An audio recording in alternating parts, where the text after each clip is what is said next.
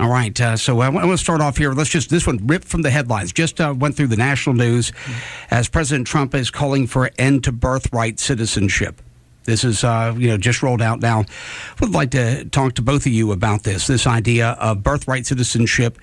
Should it be the law of the land still in the state of Alabama? I want to start with Congressman Byrne. Well, when that first came about as a result of the 14th Amendment to the Constitution, and I don't think the people that wrote the 14th Amendment of the Constitution intended for people to abuse it the way it's being abused now. So the fact that President Trump is trying to address it, I applaud him for doing it. I don't know that we can do it by an executive order. And it may not be something we can do by a statute. It may be that we're going to have to amend the 14th Amendment. But I applaud the president for taking the step that he's taken. Let's see where it gets. If it turns out that there's a legal problem with it, then maybe we need to take a step back and look at something else. All right, Robert Kennedy. Well, I always find it fascinating that people say that they love the Constitution, but don't actually love how the Constitution is applied.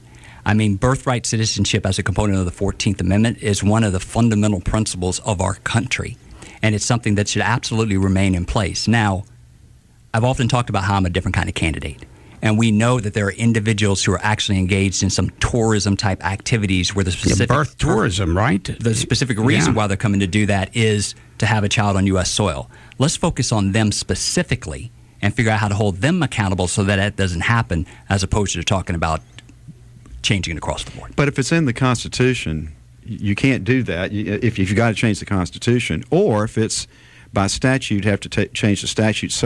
But it's not by statute. It's in the Constitution. And so you're more in the center of the target when you talked about there may need to be a change to the constitutional amendment.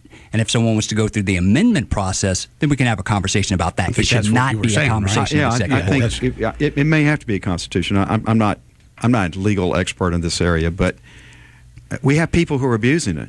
And I think we need to do something about the abuse, and that's what the president's trying to do it. Whether he can do it by executive order or not, it is a legitimate question. But, he's taken a step, and I think it's an important step. All right.